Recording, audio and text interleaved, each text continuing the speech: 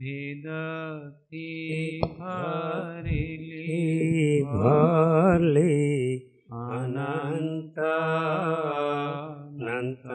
नाय निक्षेपे व्याख्याने छे। सकल जगत हित कारिणे हारिणे मोह तारिणे भवाब्धि मोक्ष चारिणे प्रमाणे छे।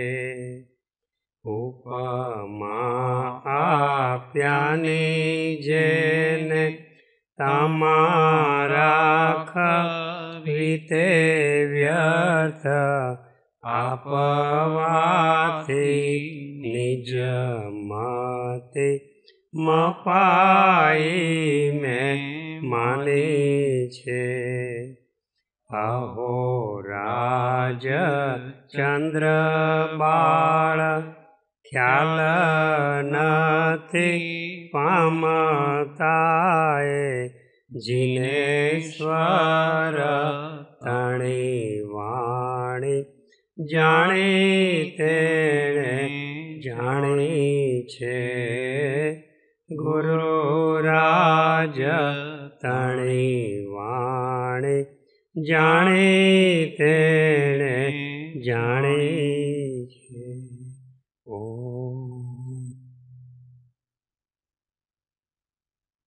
मोक्षमार्गस्य नेतारं भेतारं कर्मभूभृतां ज्ञातारं विश्वतत्त्वानां वन्दे तद्गुणलब्धे वन्दे तद्गुणलब्धे। ओम।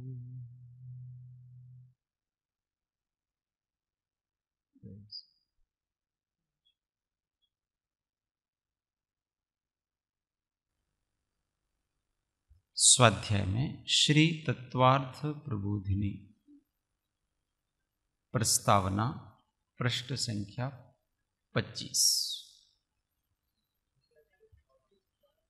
गुजराती में 24।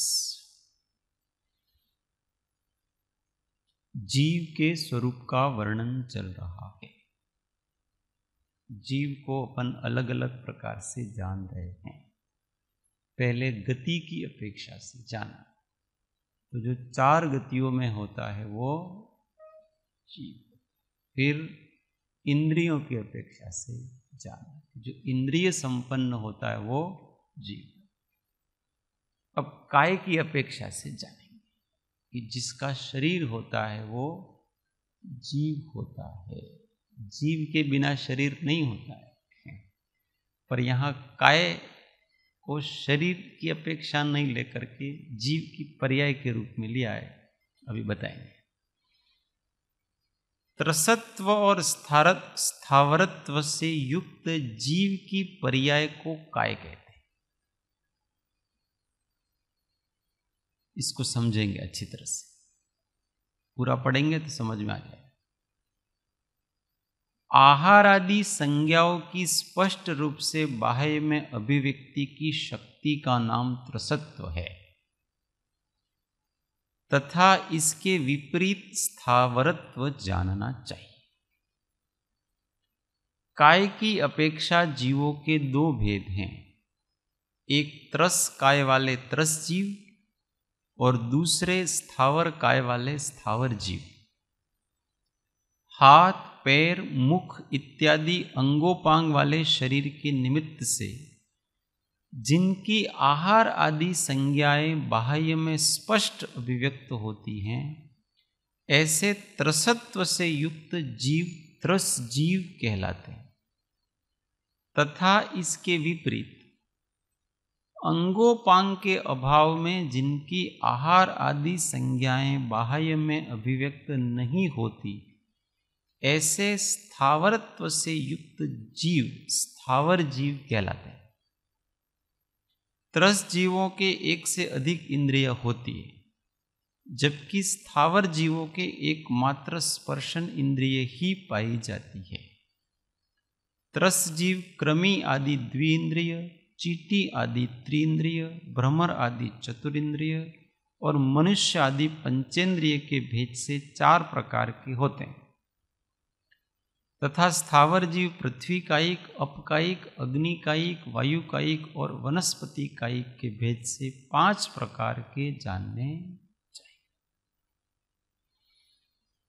तो काय की अपेक्षा से जीव की व्याख्या की है कि त्रसत्व और स्थावरत्व से युक्त जीव की पर्याय को काय कहते हैं।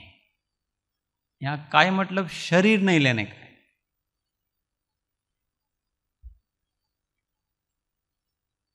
काय का मतलब है त्रसत्व और स्थावरत्व से युक्त जीव की पर्याय को काय कहते हैं। अगर काय को अगर शरीर कहते तो फिर उसके भेद अलग प्रकार से आते हैं। कैसे आते हैं? तो जो 5 प्रकार के शरीर है वो भेद आते हैं, वहां वो भेद नहीं है। यहां स्थावरत्व और त्रसत्व ये भेद किए उसमें।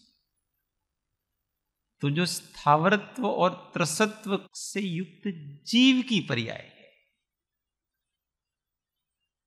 त्रस जीव मतलब त्रस युक्त जीव। अब त्रस क्या है वो समझाया है इधर कि त्रस किसको कहते हैं और स्थावर किसको कहते हैं। सामान्य रूप से ऐसी व्याख्याएं मिलती हैं। कैसी व्याख्या मिलती हैं? त्रस किसको कहते हैं? जी हाले चाले है, अपन उसको ऐसा कहते हैं कि जो चलता फिरता है उसको अपन त्रस कहेंगे। अगर ऐसी व्याख्या त्रस की करें अपन तो अग्निकायिक, वायुकायिक, जलकायिक ये सभी त्रस होंगे। क्यों त्रस होंगे? ये सब चलते हैं। वायु तो चलती ही रहती है, स्थिर रहती नहीं है, तो वो त्रस जीव हो जाएगा। अग्नि भी चलती ही रहती है, स्थिर रहती ही नहीं है, वो भी त्रस जीव हो जाएगी। पानी भी बहता है तो वो भी त्रस जीव हो जाएगा। तो त्रस की ये व्याख्या नहीं कर सकते आप, नहीं तो ये सब त्रस जीव होंगे, एक इंद्रिय सारे। और स्थावर किसको कहते हैं अपन सामान्य भाषा में? कि जो एक जगह स्थिर रहते हैं, ऐसे स्थावर कहते हैं। तब ये सब चल रहे हैं, वायु चल रही है, चल रहे, तो इसको फिर त्रस गिनना जाएगा, उसमें स्थावरत्व आएगा नहीं। और जो त्रस जीव है वो भी बहुत से स्थिर होते हैं। अभी हम बैठे हैं, कोई व्यक्ति किसी जगह से जाए ही नहीं, मनुष्य है, तो स्थावर हो जाएगा? स्थावर नहीं होगा। तो एक जगह से दूसरी जगह जाना और नहीं जाना, ये कुछ स्थावरत्व और त्रसत्व के लक्षण नहीं, ये तो रूढ़ी से कहा जाता। पर स्थावरपना क्या है और त्रसपना क्या है उसकी स्पष्टता की। अब देखो, आहार आदि संज्ञाओं की स्पष्ट रूप से बाह्य में अभिव्यक्ति की शक्ति का नाम त्रसत्व है। जिसकी आहार आदि संज्ञाओं को वो बाहर में अभिव्यक्त कर सके। जैसे हमको भोजन करना है तो स्पष्ट भोजन करता हुआ दिखे, ग्रहण करता। मैथुन संज्ञा है तो मैथुन करता हुआ बाहर में अभिव्यक्त हो। परिग्रह संज्ञा है, पदार्थों को ग्रहण करता हुआ बाहर में दिखे। ऐसी सब जितने प्रकार की संज्ञाएं हैं। भय है तो भयभीत होता हुआ वो बाहर में दिखे, उसको त्रसत्व कहते हैं। तो जो त्रस जीव हैं उनमें ये स्पष्ट रूप से बाह्य में अभिव्यक्ति होती है। क्यों होती है? क्योंकि त्रस जीवों के अंगोपांग वाला शरीर होता है। इसलिए जो त्रस जीव होगा उनका शरीर अंगोपांग वाला होगा, और स्थावर जीवों का शरीर अंगोपांग वाला नहीं होगा। अंगोपांग किसको कहते हैं? ये पेड़ की शाखाएं हैं, वो अंगोपांग नहीं है। अंग और उपांग 8 प्रकार के अंग कहे गए। उसमें 2 पैर, 2 हाथ, 1 पेट, 1 पीठ, 1 सिर, ये 8 प्रकार के अंग कहे गए। ये ऐसे 8 प्रकार के अंग सहित जो होते हैं वो त्रसजीवी होते हैं। किसी में कम हो, किसी में ज्यादा हो, बात अलग है, पर ये 8 में से होगा। अभी जितने भी त्रसजीव है उनके पैर होते हैं, पीठ होती है, गर्दन होती है, और भी जिसके जितना जितना होता है। पर स्थावर जीवों में ये नहीं होगा। पेड़ के पैर हैं क्या? हवा के पैर हैं क्या? हाथ हैं क्या? मुख है क्या? कुछ नहीं। ये भी सब सारी चारों संज्ञाएं इनमें भी हैं, परंतु अंगोपांग नहीं होने से इनकी बाहर में अभिव्यक्त नहीं होगी। पेड़ आहार ग्रहण करता है, पर कहां से ग्रहण करता है? इसका मुंह है क्या? तो दिखेगा नहीं। अभी अपन जब पानी पेड़ में डालते हैं तो वो पानी को ग्रहण कर रहा है, दिखेगा नहीं। प्रकाश को ग्रहण कर रहा है, दिखेगा नहीं। और इस कारण से वो स्थावर है कि उनकी ये संज्ञाओं की स्पष्ट अभिव्यक्ति बाहर होती नहीं है। संज्ञाएं तो होती है, और स्पष्ट अभिव्यक्ति नहीं होने का कारण क्या है कि बाहर में अभिव्यक्ति जब आपके अंगोपांग हो तो ही होगी। आप मुंह से खाता हुआ दिखेगा, ग्रहण करता हुआ दिखेगा, भयभीत होता हुआ, भयभीत जैसे ये पेड़ डरता है कि नहीं डरता है? पेड़ को डर लगता है कि नहीं लगता? पेड़ को डर लगता है, पर क्या डरा हुआ दिखता है? नहीं दिखता है। वो अपने डर को अभिव्यक्त नहीं कर सकता। क्यों नहीं कर सकता? क्योंकि डर को अभिव्यक्त करने के लिए आपके पास भागने के साधन होने चाहिए। भय किसको कहते हैं? जिसके कारण से जीव भागता है, दूर भागता है, उसको भय कहते हैं। अब ये भाग नहीं सकता है। क्यों नहीं भाग सकता है? पैर नहीं। चाहता है भागने के लिए। कोई कुल्हाड़ी लेकर के जब उसको काटने आता है ना, तो उसकी इच्छा, वो डरता है, उसको डर लगता है क्योंकि जीव है ये तो। परंतु बेचारा क्या करे? भाग नहीं सकता है, तो भय को दिखा नहीं सकता। भय है, दिखा नहीं सकता है। भोजन है, करता हुआ दिखेगा नहीं। संज्ञाएं सब हैं, करता हुआ नहीं दिखेगा। बस इसी का नाम स्थावरत्व। और जो सब करते हुए दिखेंगे अपने को, स्पष्ट अभिव्यक्तियां होंगी, वो सभी त्रस हैं। उसी का नाम त्रसत्व कहलाता है। स्थावरत्व और त्रसत्व समझ में आ गया?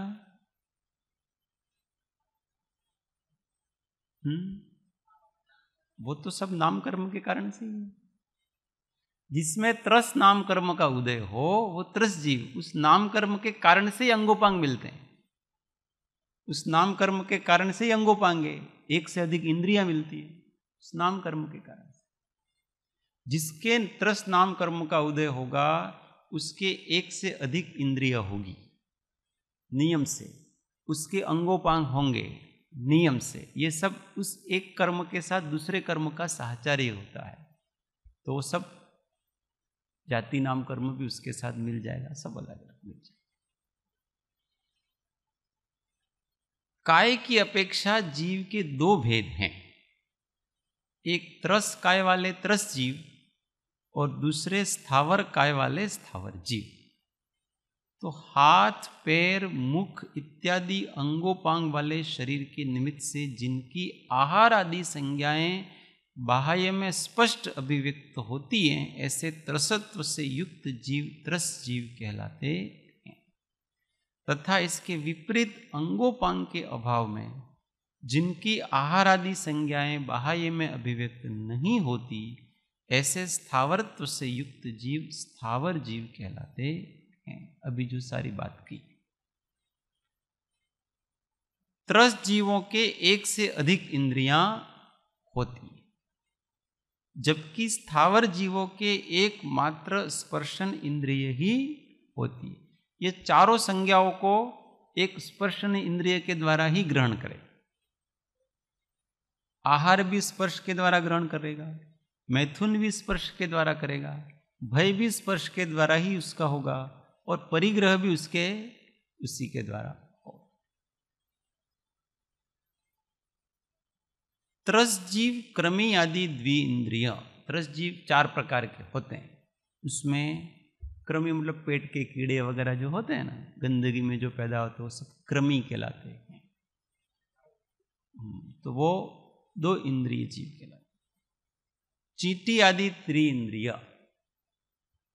चींटी मकोड़ा जो भी पृथ्वी पर रेंगते हैं का मतलब कि जिनके पैर होते हैं, ऐसे चींटी मकोड़े आदि। और भ्रमर आदि चतुरिंद्रिय जो उड़ते हैं। 3 इंद्रिय और 4 इंद्रिय में फर्क कैसे करेंगे? जो चलते हैं वो तो त्रिइंद्रिय, और जो उड़ते हैं ऐसे कीट, ये दोनों कीट ही हैं। पर एक कीट ऐसे हैं, जंतु ऐसे हैं जो चलते हैं, तो चींटी आदि वो चलते हैं, मकोड़े आदि, तो वो 3 इंद्रिय हैं। और जिनके पंख होते हैं, उड़ते हैं, ऐसे 4 इंद्रिय होते हैं। तो मधुमक्खी हो, मच्छर हो, भंवरा हो, तो ये सभी 4 इंद्रिय वाले होते हैं उनके। इसलिए देखना, चींटी 3 इंद्रिय वाली है, तो उसके कौन कौन सी इंद्रियां नहीं होगी? स्पर्श होगा, रसना होगी, घ्राणेंद्रिय हो गए, पर उसकी आंखें नहीं होगी, वो देखेगी नहीं, और उसके कान नहीं होंगे, सुनेगी नहीं। आप उसके आगे ढोल नगाड़े बजाओ तो भी उसको डर कुछ नहीं लगेगा। आप ताली बजाओ ना, ऐसे चींटी अपना रास्ता नहीं बदलेगी ताली बजाने से, क्योंकि उसको आवाज सुनाई नहीं देती।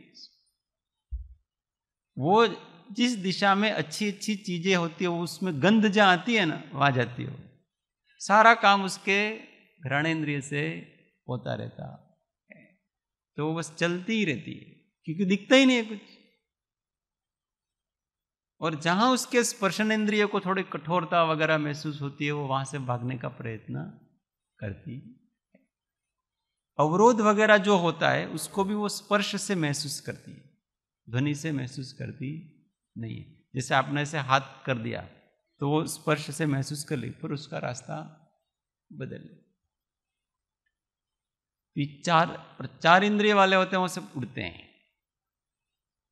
वो देख सकते हैं, सुन नहीं सकती।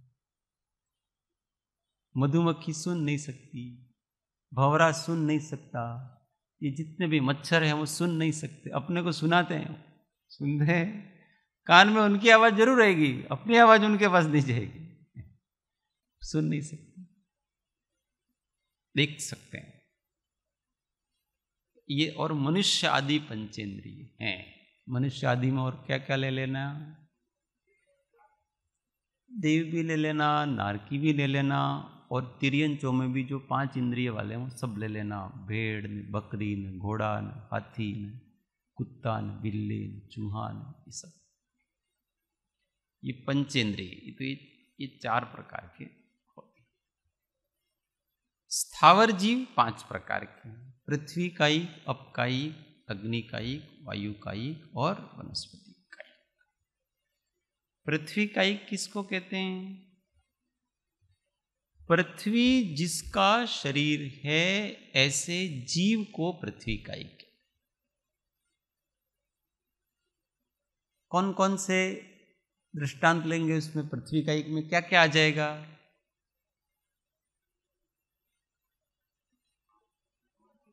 मिट्टी भी आ जाएगी, पत्थर भी आ जाएगा, रेत भी आ जाएगी, और जो भी सब। ये अगर ये शरीर रूप हो तो ये कौन सा होगा? ये क्या है? ये क्या? ये मिट्टी है कि लकड़ी है?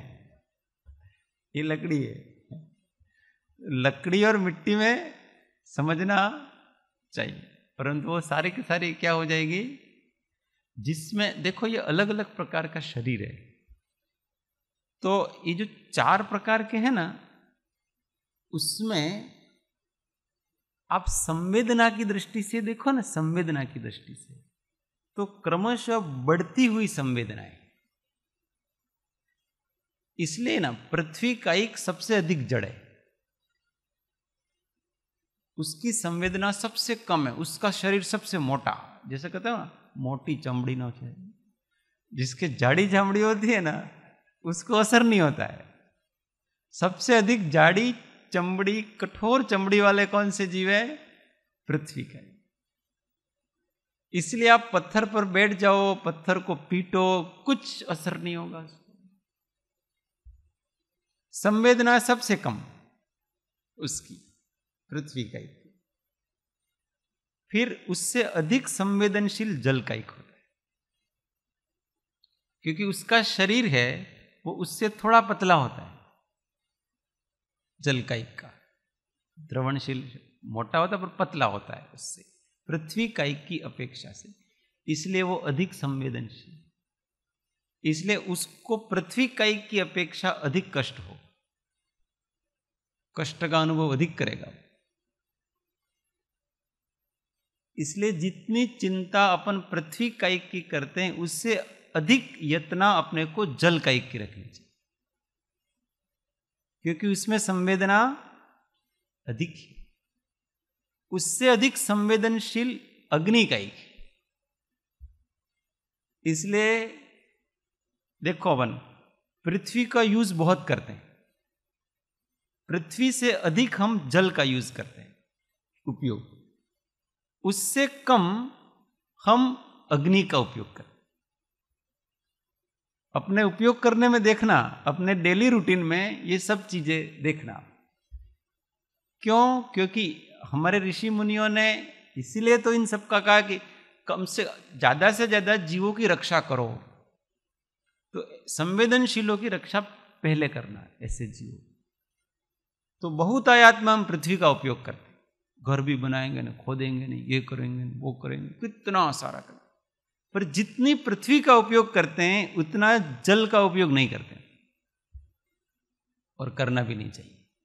कम से कम उपयोग जल का करना चाहिए। अपने पृथ्वी का उपयोग दिन भर करते हैं ना, चलना फिरना ये सब क्या है? पृथ्वी का ही उपयोग कर रहे हैं अपन। अग्नि कायिक जल कायिक से भी अधिक संवेदनशील है, उसमें संज्ञा अधिक थोड़ी होती है, त्रस्त जैसी नहीं होती, इसलिए उसकी यत्ना जल से भी अधिक रखना। इसलिए कम से कम अग्नि का प्रयोग, लाइट का प्रयोग कम से कम किया जाए, क्योंकि इसमें अग्नि का एक पैदा होना। आंख का उपयोग कम से कम किया जाए, क्योंकि वो अग्नि का एक का शरीर। ऐसे अलग अलग प्रकार की अग्नियां हैं, वड़वा अग्नि ने, जठरा अग्नि ने, दावा अग्नि ने, ये सब अग्नि का एक समझना चाहिए। वायु का एक इससे अधिक संवेदनशील, और सबसे अधिक संवेदनशील स्थावरों में वनस्पति का। जितनी समझ, जितनी संवेदनाएं इन चारों में है, उससे कहीं अधिक संवेदनाएं वनस्पति का ही। इसलिए हम वनस्पति की ज्यादा रक्षा करते। हम तिथियों के दिन वनस्पति का ही त्याग करते हैं, हरी सब्जी का त्याग किया, ये किया, क्यों करते?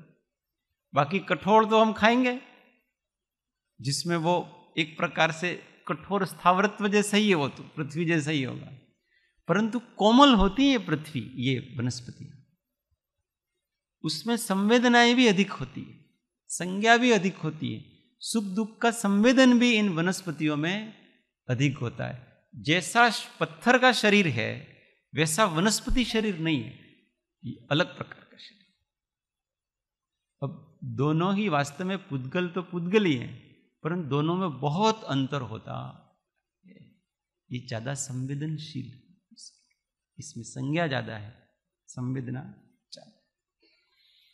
इसलिए वनस्पति की रक्षा अपने को ज्यादा। इसलिए अपन कहीं चलेंगे ना तो देखना, सूखा रास्ता होगा वहां चलेंगे, और जहां भीगा हुआ होगा अथवा तो वनस्पति होगी वहां नहीं चलेंगे। क्यों? जहां भीगा हुआ है वहां उसके साथ जल का एक भी है, जल भी है, और उस पृथ्वी और जल से मिल करके फिर वहां तरस भी पैदा हो जाता है। और केवल पृथ्वी है, सूखी पृथ्वी है तो केवल पृथ्वी है, तो वनस्पति की अपेक्षा पृथ्वी पे चलना ज्यादा अच्छा है। पृथ्वी का एक वो भी जीव ही है पर उसको कष्ट कम होगा। जैसे मोटी चमड़ी वाले को आप जोर से एक थप्पड़ लगाते हो, भैंस को आप थप्पड़ मारोगे लगे कुछ नहीं लगेगा, उसको लगा कि इसने मेरे को शाबाशी दी ऐसा लगेगा भैंस को। और किसी बालक को थप्पड़ लगा दो, छोटे बालक को, तो उसको कितनी लगेगी। ये ऐसी चीज। आप वनस्पति पे चलेंगे उसको बड़ा कष्ट होता है, पृथ्वी पत्थर पे चलेंगे उसको कष्ट नहीं। दोनों जीव हैं, संवेदनाएं कम। हिंसा, इसलिए ये सब जानने जरूरी है। हम सोचते हैं कि इनको जान के क्या करेंगे, ये सब इसलिए जानना है कि हम यथायोग्य रूप से अहिंसा धर्म का पालन कर सकें। अहिंसा धर्म के पालन के लिए जीवों की संज्ञाएं, किस किस प्रकार से क्या क्या कष्ट किस किस को होते हैं वो समझना चाहिए अपने। हम सबको एक जैसा समझ लेते हैं, ये सब एक जैसे नहीं। हम अहिंसा के नाम पर एकेंद्रियों की बड़ी रक्षा करेंगे और इंसान का दिल दुभा देंगे, उसको कष्ट पहुंचा देंगे। अब आप ये जो एकेंद्रियों की करते हो ना, उससे कहीं अधिक कष्ट किसी का, लाखों करोड़ों अनंत एकेंद्रिय जीवों की आप हत्या कर दो और एक व्यक्ति का मन दुखाओ, कई गुना अधिक हिंसा। इनको केवल कष्ट हो रहा है, मन वाले को दुख हो रहा है। कष्ट व्यक्ति सहन कर लेता है, दुख व्यक्ति सहन कर सकता। मानसिक पीड़ा ही दुख है। और मानसिक पीड़ा कहां से होगी? मानसिक पीड़ा मन वाले को होती। इसलिए भगवान ने जो वितराग धर्म बताया है उसमें अहिंसा का कैसे पालन करना, ये एक विज्ञान बताया है सारा का सारा।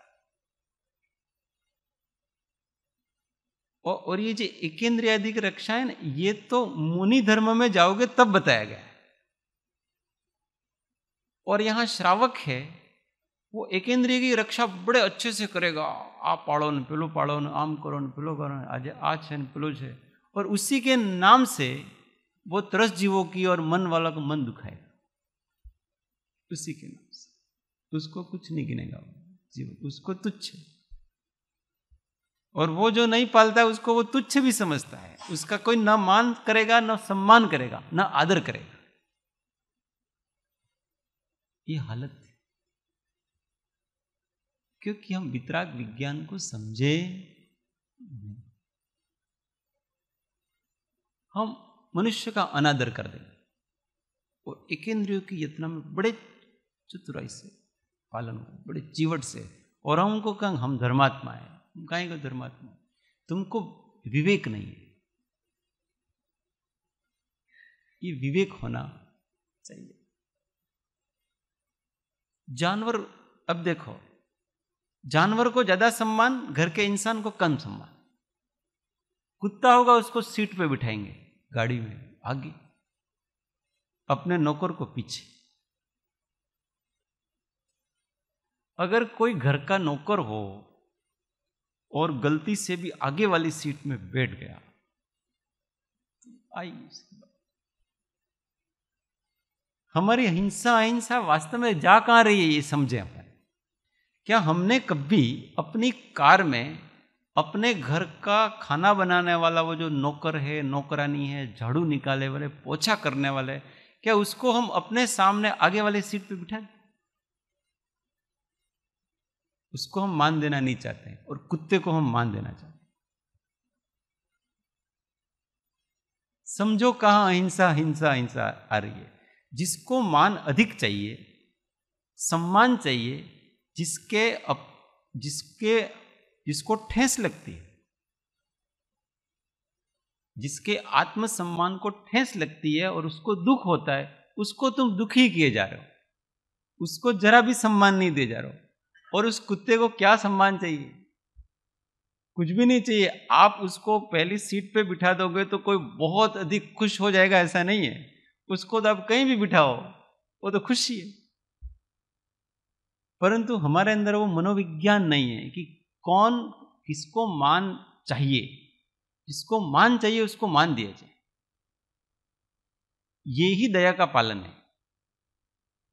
दया क्या है? यही तो, जिसको जो चाहिए उसके अनुकूल होकर के वर्तना, इसी का नाम तो दया है। और कौन सी दया? किसी को कुछ चाहिए। अब कोई व्यक्ति आपके पास आए, मेरे को पैसों की जरूरत है, आप मेरे से मेहनत करा लो पर मुझे पैसे दो। हो गए तो ना, हम तो अहिंसा के पुजारी हैं, हम तुमसे मेहनत नहीं कराएंगे। वो कहे भाई मैं ये आपका उठा लूंगा, अब मुझे उठाने दो ना, मुझे इसमें कोई प्रॉब्लम नहीं है, मुझे पैसा चाहिए। अब आप उसको क्या कहें? नहीं, हम उसको कैसे बोझ उठाने दे यार, ये गलत बात नहीं, हमको नहीं कराना। तो ये आपने दया का पालन नहीं किया है। उसको वास्तव में पैसे चाहिए तो आप उसको काम करवा के पैसे ले लो, वो खुश होगा इससे। भाई वो किस में खुश है वो देखो ना आप। हम तो अपनी जो एक रूढ़िगत चल रही है ना मामला, उसी को पाले हुए हैं बस। सामने वाले की खुशी देखो। हिंसा अहिंसा सब सामने वाले की प्रसन्नता और अप्रसन्नता के आधार पर है सारी चीजें। वो क्या चाहता है ये सोचो ना आप उसको। पर हम नहीं, हमारे इसमें तो ऐसा नहीं, इसलिए हम ये नहीं करते। तुमसे कोई काम हम कराएंगे नहीं, इसलिए सब हाथ से कर रहे हैं। बाल भी हाथ से काटेंगे, दाढ़ी भी हाथ से बनाएंगे, सब कुछ हाथ से करेंगे। क्यों? लोभी हो गए हम। और हम नाम किसका देते हैं कि दूसरे को कष्ट नहीं। तो कहाँ ये आती? अहिंसा का स्वरूप अपन समझेंगे तो ये बहुत जबरदस्त विज्ञान है। जितना जितना हम सोचेंगे ना इसके बारे में, उतना उतना अपने को लगेगा गहन वस्तु, ये कोई सामान्य वस्तु है। इसलिए सबसे अधिक जो अहिंसा का पालन करना ना, जितना ऊंचा उसके प्रति उतनी अधिक दया दिखाओ, उतने अधिक करुणा दिखाओ, उतना अधिक आदर दिखाओ, उतना अधिक मान दिखाओ। इसलिए सबसे अधिक अहिंसा का पालन हमको सबसे उत्कृष्ट भगवान के नाम पे करना। इनको हमारे निमित्त से कोई कष्ट नहीं होना चाहिए। इनका अविनय नहीं होना चाहिए, इनका अपमान नहीं होना चाहिए। देव शास्त्र गुरु ये सबसे अधिक पहले इनकी दया पाली जाए।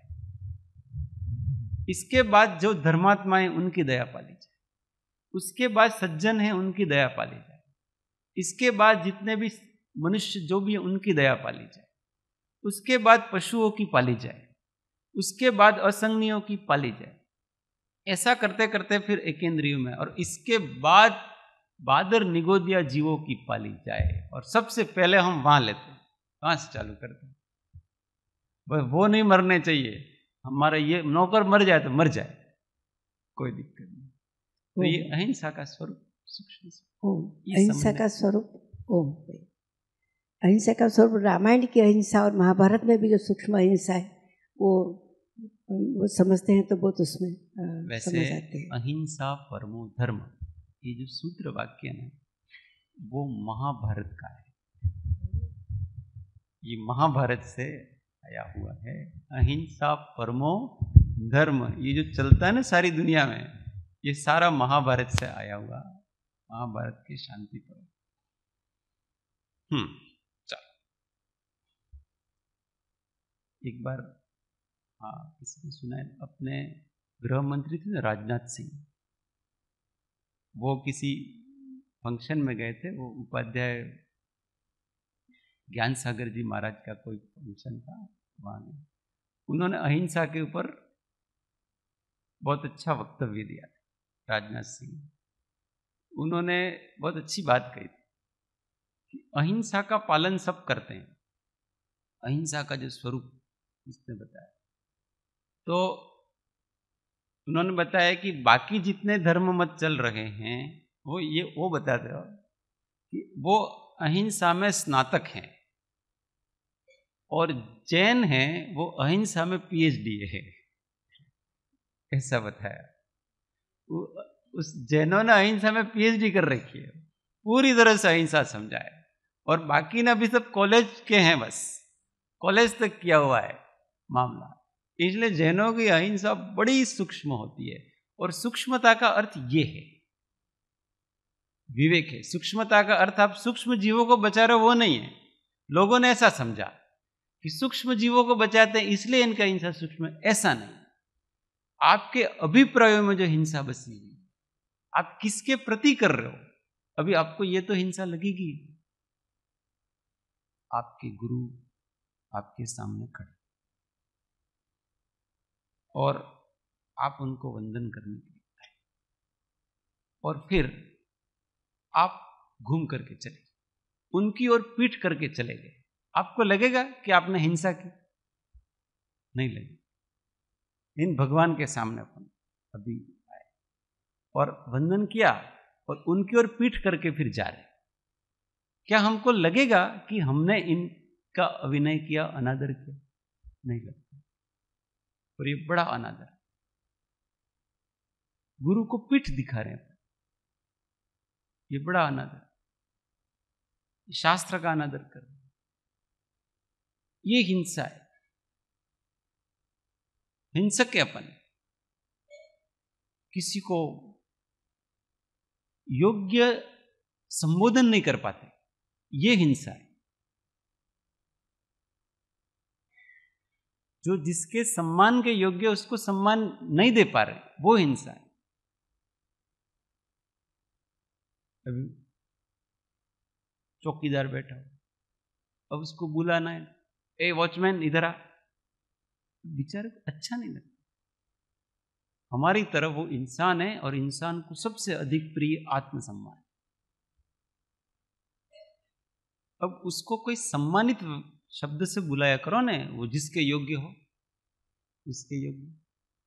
परंतु हमको पता ही नहीं पड़ता है कि हम इस प्रकार की हिंसा कर, ये सूक्ष्म अहिंसा, और इसमें जैन पीएचडी है।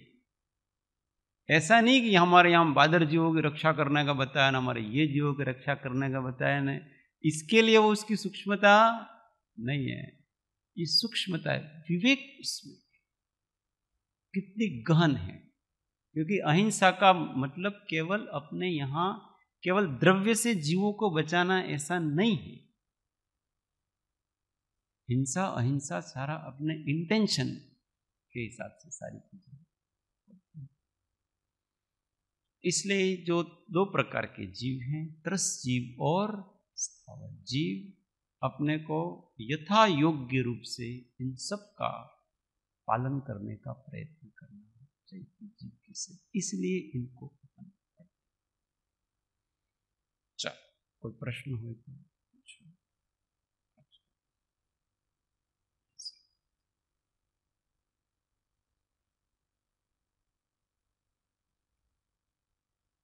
धर्म अहिंसा परमो धर्म ही सच्चा जानो, जो पर को दुख दे सुख माने उसे पतित जानो।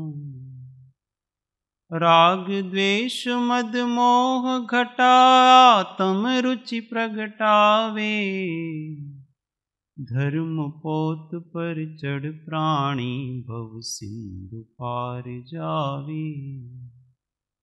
वीतराग सर्वज्ञ दोष बिन श्री जिन की वाणी, सप्त तत्व का वर्णन जामे सबको सुखदानी। इसका चितवन बार बार कर श्रद्धा और धरना, मंगत इसी जतन ते एक दिन भवसागर तरना। मंगत इसी जतन ते एक दिन भव सागर तरना। जा वाणी के ज्ञान से सूझे लो कालो, सो वाणी मस्तक नमो सदा दे थोरो। हे जिन वाणी भारती तो ही जपो, तुझे शरणा लगे सो पावे सुख। देव भजो अरिहंत को, गुरु सेवो निर्गुण। दया धर्म पालो सदा, यही मोक्ष पापन। नौ नमस्कार। आत्म अनुसार